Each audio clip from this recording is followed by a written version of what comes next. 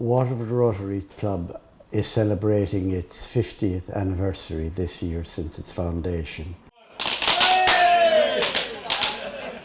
And over those years, we have supported well in excess of 70 individual projects. We have put this video together to give you a snapshot of what Rotary does.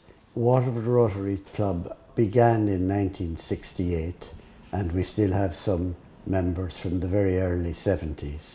Service above self. That's a pretty good motto.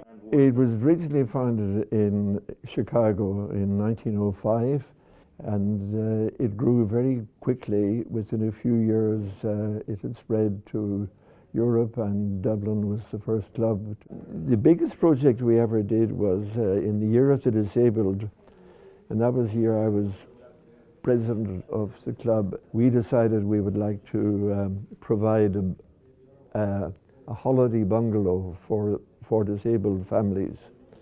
That was very successful. We built a 3-bedroom bungalow in Tramore on a nice little site there, just as you're turning down to go down to the beach, down to the prom. The committees used to meet in people's houses.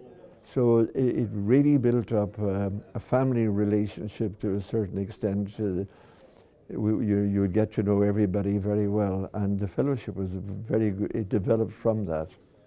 I've been a member since the 70s. It's one of the main reasons I've stayed with Rotary over the years, because it's nice to be a member of an organisation where you are trying to do some service in the community, which is, if you like, not focused on yourself, but focused on the good of the community, both locally and nationally.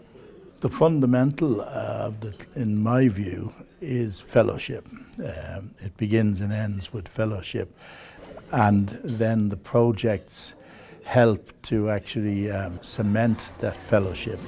Primarily, you're not just raising funds. What you're doing is, if you like, bringing together a group of people who would like to support a particular project.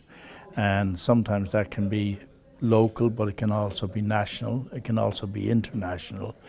For example, one of the biggest things that Rotary has been involved in is the elimination of polio globally.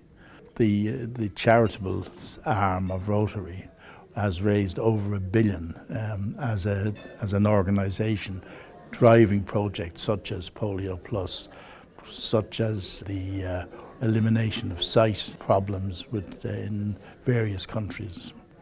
Rotary are always looking at new ways of helping people, and that's pretty much the ethos of Rotary.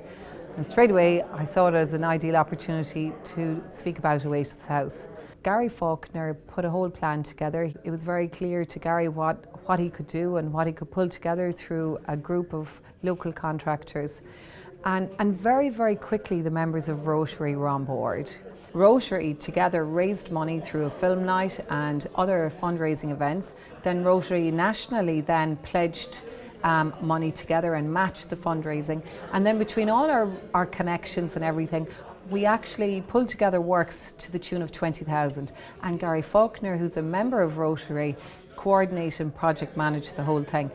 Ronald McDonald House, Marion Carroll, the CEO, came down to give an after-lunch speech to the Rotary, which we do every week.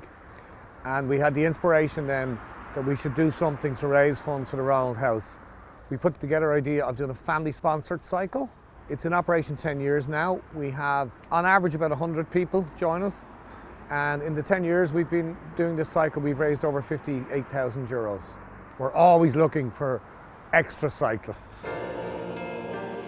Here in Waterford, 21 years ago, in 1998, we came up with the idea of a memorial tree as a way of raising funds, and at the time was Waterford Hospice, and we're still supporting them 21 years later. Over that time we've raised probably around 450,000 for the hospice, and it's great to see the building grounds of Waterford Regional Hospital finally nearing completion, and I know that's going to be done soon, and it's fantastic to see the fruits of all those labours. The way it works is that people come up to us at the tree in John Roberts Square, a beautiful tree provided by the city, and they take a few minutes to take a break from the hurly-burly of all the excitement building up to Christmas and all the shopping and all the other stuff that's going on, and remember somebody who they've lost and write their names on a ribbon. The ribbons go on the tree, and we have a lovely tree covered with yellow ribbons on Christmas Eve with all those memories. It began about 20 years ago when we had a visit at Rotary from the Waterford Chernobyl group, who go out to Belarus and do excellent work. Carpenters, electricians, plumbers, plasterers, builders, everything.